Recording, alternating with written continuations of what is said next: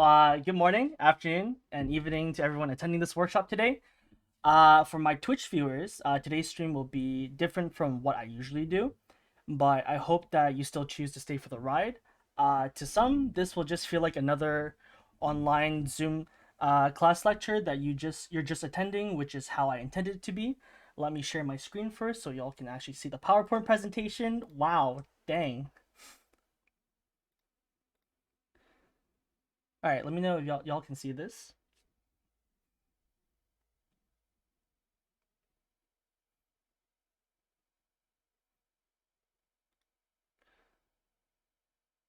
All right, I presentation is now on lit.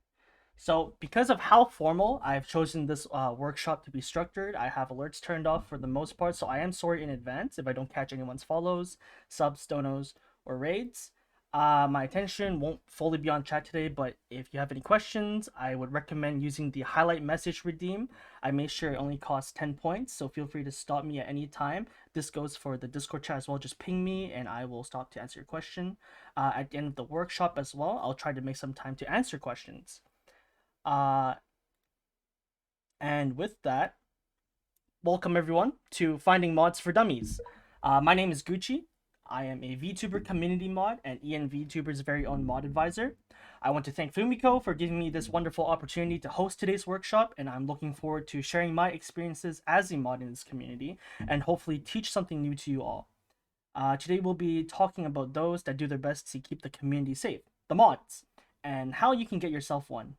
Most of you are here because you've expressed some interest in learning more about how to find and interact with mods, and I appreciate you all for coming by.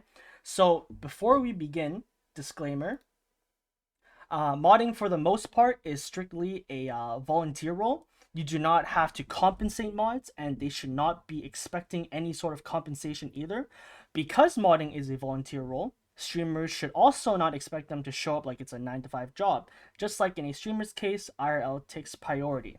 Everyone's experience with mods will differ. There is not a best way to find or interact with mods. Everything I say or teach is based on my own experiences and what has worked for me in the past. I am just one of the few thousand mods out there, and I am grateful to be able to share with you my experiences and turn it into something useful for you guys in the near future. By no means do I think my approach is perfect, but I'm confident it is a step towards the right path that will benefit everyone in this community. Okay, just checking if anyone has questions for the ping. Okay. So, for this workshop, we'll be discussing 3 main topics. Firstly, how to find a mod. There are different approaches streamers have taken, and we will go over some of them as well as their pros and cons. We will also look at mod applications and what you should include in one to better help you find the mods you need. Then, I'll be introducing and talking about a mod network that exists within our community which connects VTuber mods with one another to circulate useful information. The second topic will focus on how to find the right mods for you. It's one thing for a mod to be a qualified mod, but it's another if we consider the specific needs from a streamer. We will also consider things to look out for during a mod selection process and any red flags that might appear from a mod. Then, we will consider other mod variables that may affect you or them.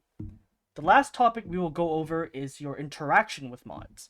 Just like in any other work environment, teamwork is an essential aspect to curate a healthy work relationship and environment. We'll talk about addressing conflicts within a mod team and what to do in the event you have to let a mod go. By the end of this workshop, I hope that everyone is able to evaluate their current situation before choosing an approach to find mods while also familiarizing themselves with the mod application process. Additionally, you will be given the resource of a mod network for you to access through your mods in hopes that you can find those that best suit your task requirements. Lastly, we will go over the importance of establishing proper communications between your mods and being able to work together through situations. But at the end of the day, we can't forget to appreciate our mods out there right now who are keeping the community safe. Please feed them. So, whether you're pre-debut, just debuted, or have been streaming for some time, after focusing all your efforts into content creation, you realize that you need mods. someone who can keep your chat and community safe so that they can enjoy your content. But you have no idea where to actually find these mods. Is there a store you can just walk into and pick some up? Is there a mod rental place? What do you do? Well, let's go over some of the ways streamers have gotten mods. Method number 1, asking for a friend. You're more likely to take this approach when you are new to the community because you might not know anyone else at the moment, and who else can you trust but your friends?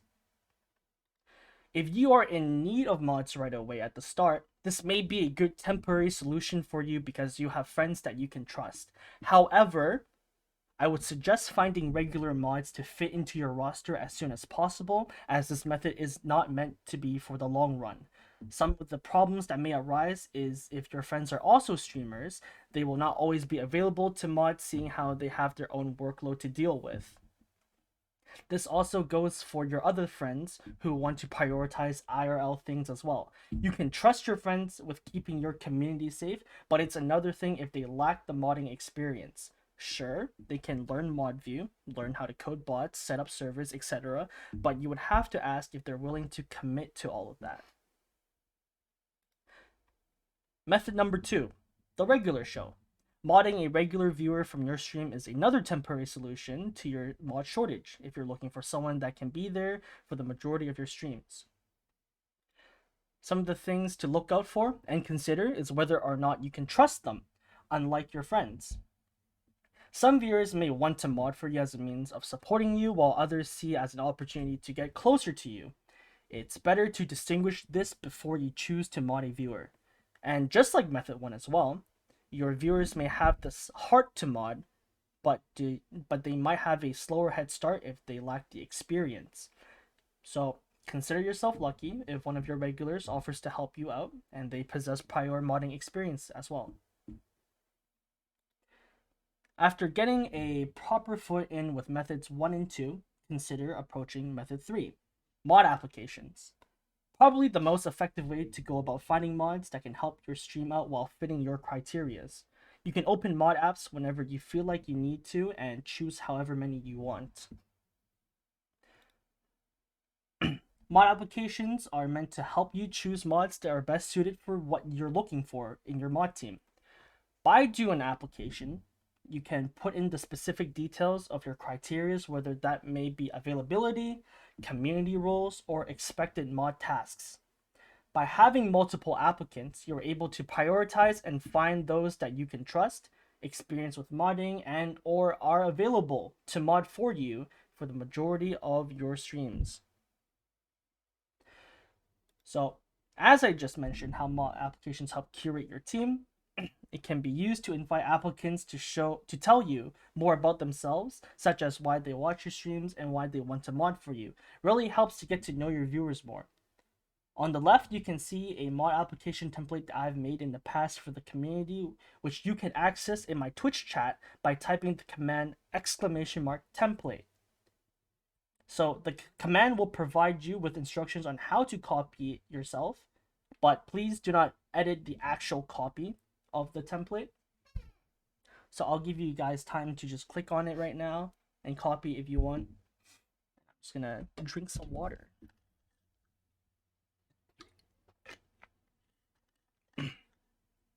And make sure that we also post it in the VC as well for you guys. There we go. Nice.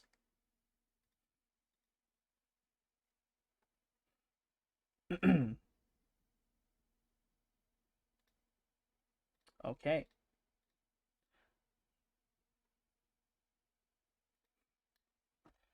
So when making a mod application, it's important to know what applicants are getting themselves into. So it's best to lay out the groundworks for them. Let them know what you will be expecting of them.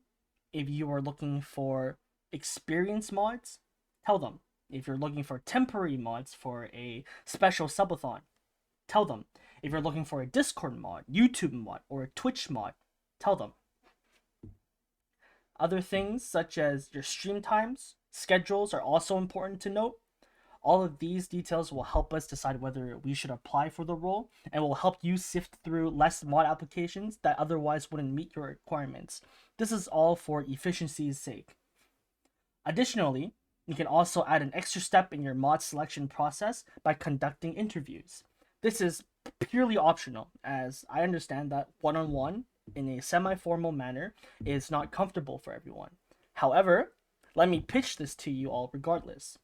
So, as I mentioned, it's one thing to be qualified on paper, but an interview process can also help you gauge how well the applicant can vibe with you or your mod team.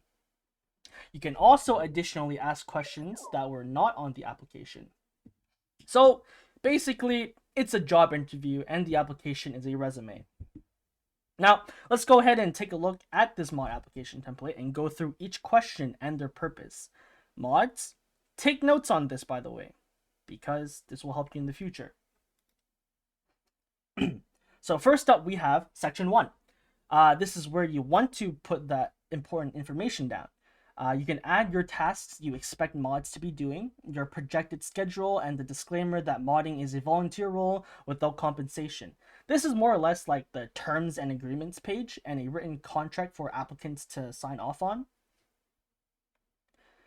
Next, we have part 1 of section 2. This is the preliminary questions of the mod application, and here's why. The very first question asks if you're over the age of 19. This is important because typically you do not want to be hiring mods that are minors, as they could be dealing with situations that are considered not safe for work, or the streamer themselves are not safe for work. Either way, no minors. It's just safer for everyone this way, and I ain't trying to catch a case. So, this template is formatted so that if the answer no, they will not be able to complete the rest of the application, and it will submit the form, letting us know which forms to delete during the selection process. Twitch, Discord, and Twitter are there so we know where and how to contact an applicant in the case that they get selected. Here is part 2 of section 2, more preliminary questions. Check all that apply will tell you which position applicants are interested in. This helps narrow down who you want to pick based on what positions have shortages. Some streamers want mods that do both. Other streamers have separate mod teams for each platform. It's all up to you. The next question may not be familiar to everyone, but it's an important one nonetheless. So let me explain. The Discord Moderator Academy is an online curriculum that promotes mods as those that create safe spaces for communities and a sense of belonging while offering resources to learn about moderation and how to manage a community. They split the curriculum in 4 sections for mods to read up on before taking the official exam. This exam is then reviewed by Discord staff, and if you pass, you will be given a shiny blue badge in your profile banner. I strongly suggest any mods who have not taken this exam to read up on the curriculum and to do the exam as a means to brush up on your moderator knowledge and to cement that commitment to a safer community. Answering yes to this question is almost like letting you know they're basically certified and at the very least knowledgeable in what it means to be a good mod. In my opinion, it is a huge plus when considering applicants. If they answer no, that's totally fine, because you shouldn't expect every mod to know about this. But now that you do know about it, please send this to your mods. I have the link in my Twitch. Just type !academy. Should be posted in the chat as well. I'll give you time to do that.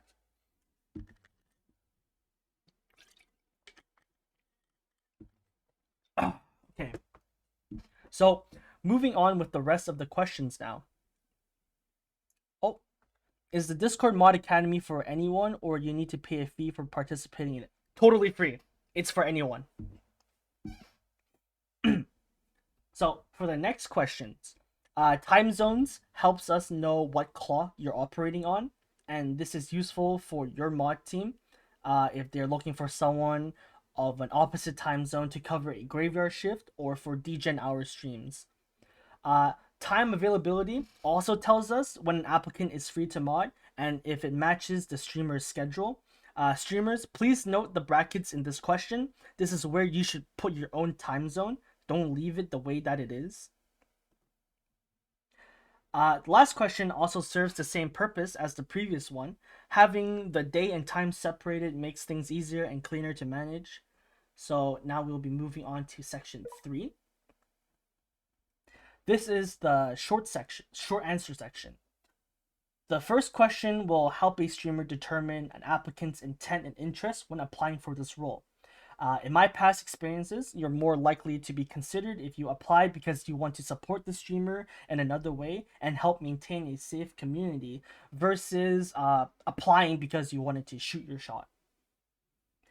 Please also note that even though it says short answer in the section, I did leave the text boxes to be long answers in case mods wanted to write something more in detail. More doesn't always mean better, but it can certainly beat out a one-word or one-sentence answer. Asking about previous modding experiences is standard practice, as are all job resume questions.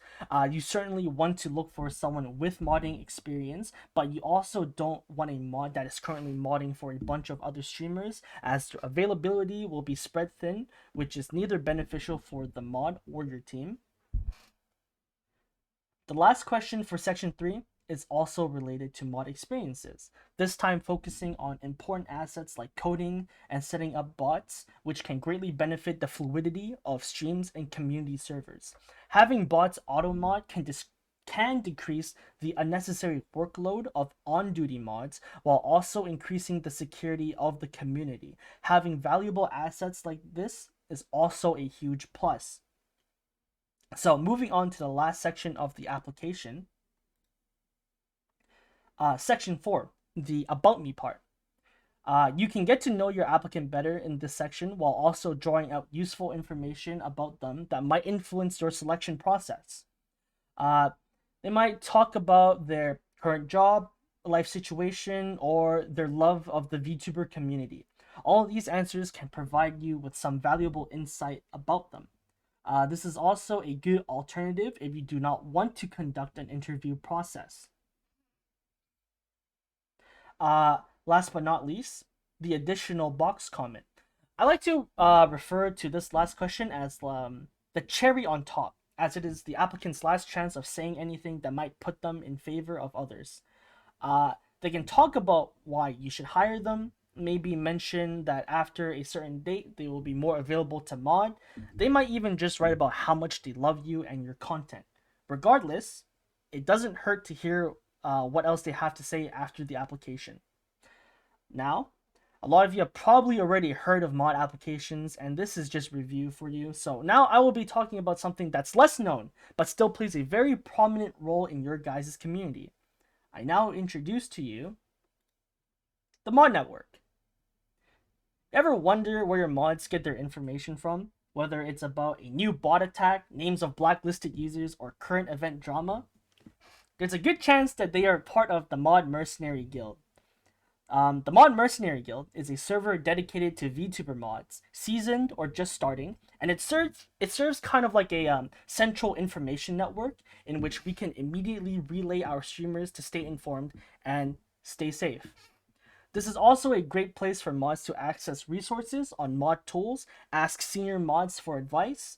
We also have mods from all walks of life, such as Discord staffs, corporate VTuber mods, and they can all offer their own unique experiences with newer mods. One of my favorite aspects of this server is our Mods Wanted channel, which informs the server when a VTuber has opened mod applications. This gives a chance for new mods to shoot their shot and gain more hands-on experience, and seasoned mods more opportunity to help out their community, especially if the streamer is new to the scene. I encourage you to relay your mod team with an invite to the server.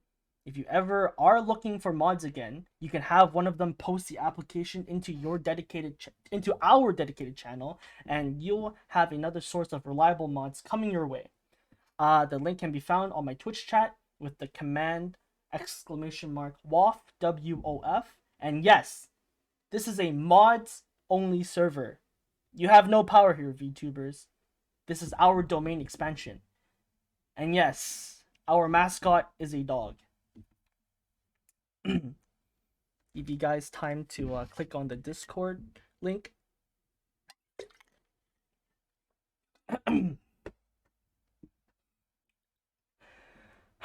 Now moving on, let's talk about finding the right mod for you. As mentioned before, just because they qualify on paper does not mean they are fully what you might be looking for. To a degree, there is a minimal standard to be met for a mod in general, and then you also have to factor in the streamer standards as well.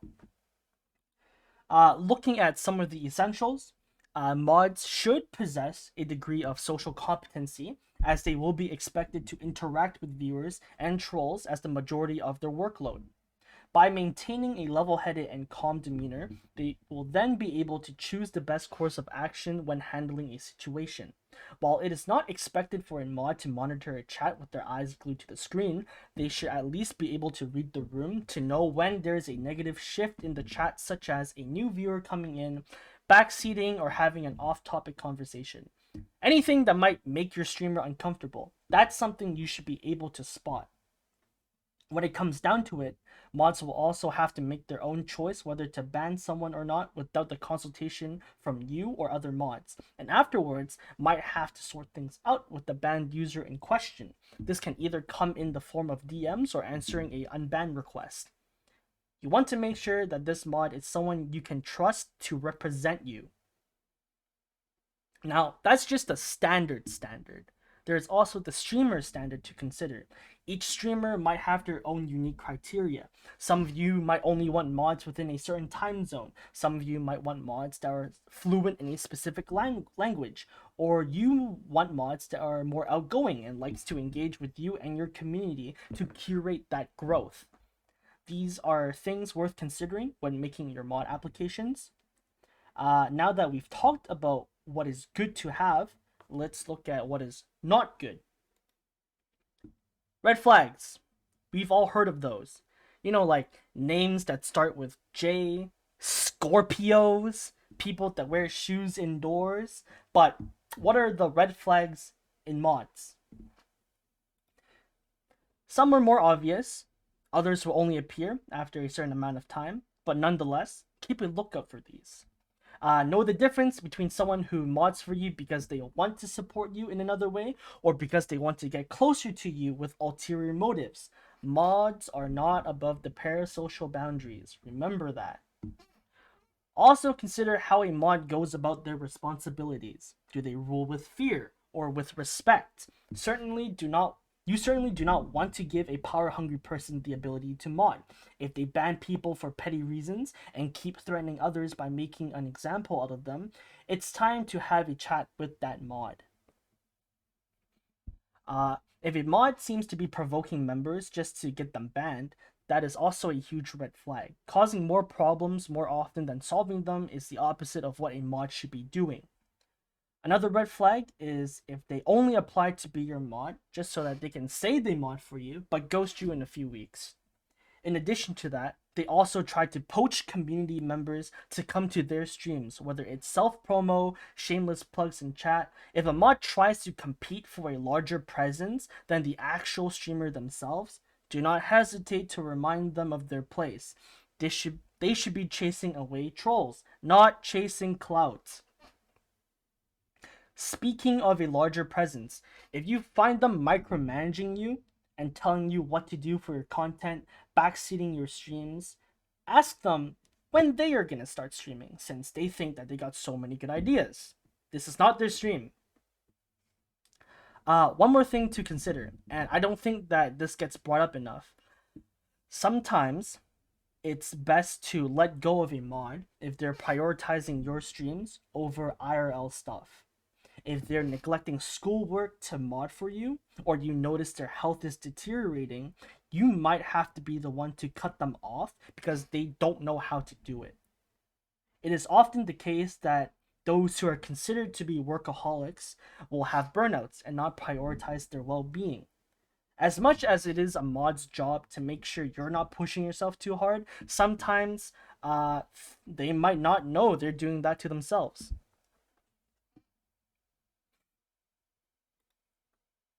With that in mind, when working with your mod team and considering new mods, you want to make sure that even though they say they are available, there are still some variables they might not have taken into account. Uh, how many streamers are they already modding for? Will it conflict with your schedule? Do they have a full time job? Are they a student? What does their workload look like? They might be other emergencies or unforeseen circumstances that won't appear until later. Like, for example, they're in the military and they just got word to deploy. True story, by the way. Or they are in the middle of moving out, which occupies most of their time. For the most part, mods can manage their own with things like these, but once in a while, it wouldn't hurt to check in with them to see if you need to find new mods or not. This actually is a nice transition to our final topic, interacting with mods. So, you just got your new mod team. Now what? Sometimes it's not as simple as you do your own thing and they do their own thing when you go live. Whether it is before, during, or after stream, if there's something that needs to be done, communicate that with the mod team. Communication is key. It's important that everyone knows their roles and everyone is on the same page. It doesn't do anyone any good when nobody is talking, but we have these expectations. But how is anyone going to know if no one says anything? Aside from the work itself, it's totally fine to talk to your mods about other things, whether it's the direction of your content or setting up a bot. It's good to have multiple perspectives sometimes, and it can very much benefit you and your community. At the end of the day, you make the call yourself. So we're just here to offer advice. Don't be a stranger because teamwork makes the dream work. Now, carrying this spirit onto the next slides, let's talk about how to deal with conflicts within the team. From my personal experience, disagreements happen rarely because mods are just here to support you. But having different views is normal and that's fine. It's all about mutual respect and being civilized. Keep it all in the DMs, please. For the most part, you should be able to talk to your team without about disagreements that you might have. You say your point of view, they say theirs, but remember, at the end of the day, you have the final say in what you do. They can either respect it or they can leave. Simple as that.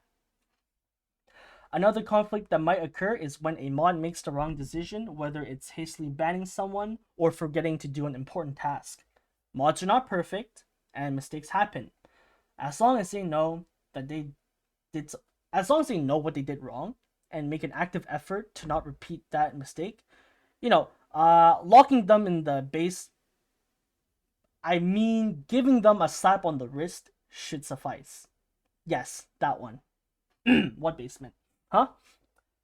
Lastly, let's talk about something I know that we all hate to deal with. When it gets to the point where you have to confront a mod and cut them off.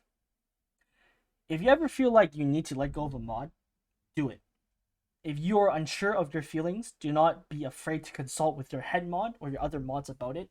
There is no point keeping someone around who does not make you feel secure. There really is no best time or worst time to let a mod go, but definitely find a time where you're able to talk to that mod in question, whether it is in private or in your mod group chat.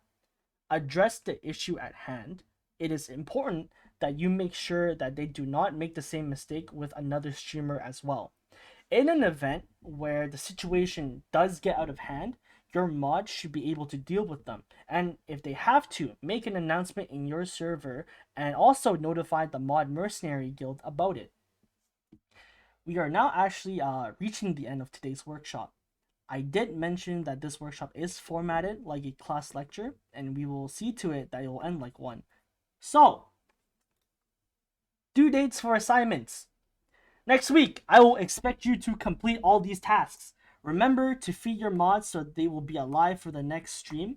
Afterwards, consider renovating the basement to make more room for the next batch of mods coming your way. Inform your mods that the one with the least bans will get banned themselves as compensation. for your next mod selection process, mod all of your viewers. Have them fight to the death until only one stands. They will be the next mod. The last task is optional for bonus points. Have your head mod or admin take over the next stream so they understand what it's like to be in your shoes. Thank you everyone once again for coming to this workshop. Thank you to Fumiko and the ENVTuber server for organizing all of this and inviting me on. I hope that you're able to learn something new and apply it to the next time you interact with your mods. After this, feel free to DM me, add me if you want to chat about mod stuff as well. I'll try my best to get back to you as soon as possible, but I will now take the rest of the time to answer any questions you may have.